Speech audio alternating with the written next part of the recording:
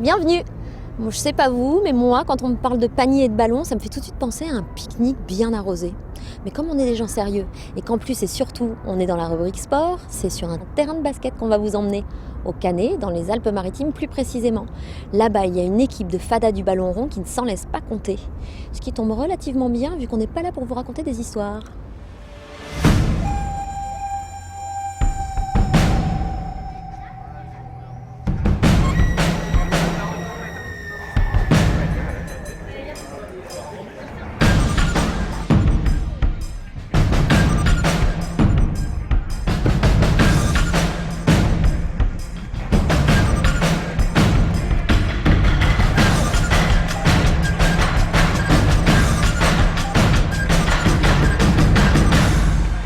Alors nous sommes au Canet, dans les Alpes-Maritimes. C'est la Coupe d'Europe l'Euroleague 3 de handi-basket.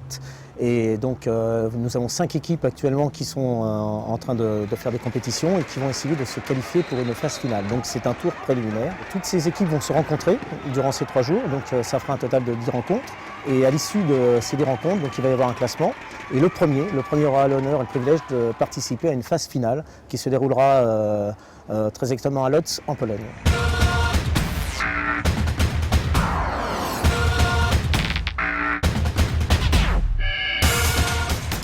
Nous avons un club hollandais qui est DVDO, un club espagnol de Retafe. Nous avons aussi un club belge de Anvers et 2 clubs français, Lille et le Canet.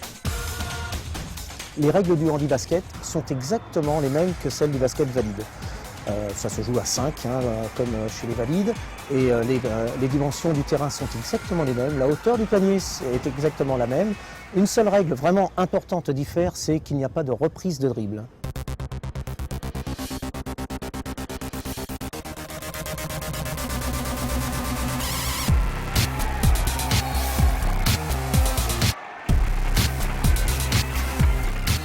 Il y a énormément de contacts dans le handi-basket. Même si le contact est interdit, il est certain que le handi-basket, c'est bien un fauteuil. Un fauteuil, ça a des roues quand même assez inclinées, donc il y a environ 1 mètre carré au sol.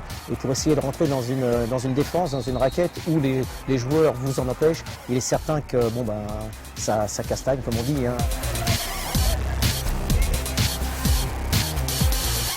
Le handi-basket, le Canet, est né en 1999. C'était un besoin ressenti par de nombreux sportifs des Alpes-Maritimes de pratiquer cette discipline. Elle n'existait absolument pas. Et ensuite, on a évolué petit à petit pour arriver donc au niveau national 1, le plus haut niveau du basket français, du handi-basket français. Nous avons à peine 10 ans d'âge et nous sommes déjà en notre 2e année en élite. Et puis on participe à une Coupe d'Europe, donc c'est très bien pour le club. On croit que parce qu'on est en fauteuil roulant, finalement notre vie s'arrête là. Non, la vie ne s'arrête pas. On peut faire beaucoup de choses, vous savez, en fauteuil roulant. Pour moi, le basket, ça représente beaucoup, énormément. Parce que, vous savez, depuis mon handicap, le basket m'a beaucoup rapporté, m'a beaucoup donné. Donc, ça prend une part très, très importante dans ma vie.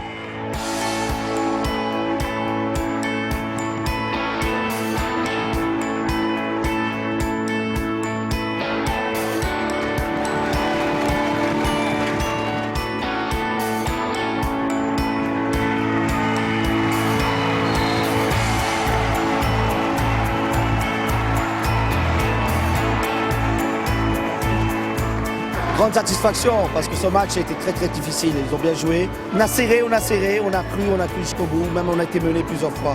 La qualification c'est dans la poche, donc c'est bon. Très heureux pour le club.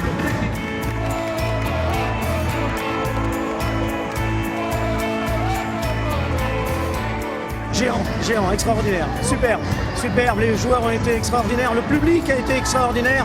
On a vu quelque chose de phénoménal ce soir. On est heureux. Fin avril, rendez-vous à Łódź en Pologne. Maintenant, l'Europe tout entière connaît le Canet et son équipe. Alors si vous avez une hâte de dribbleur, filez sur notre site handi.tv. À très bientôt.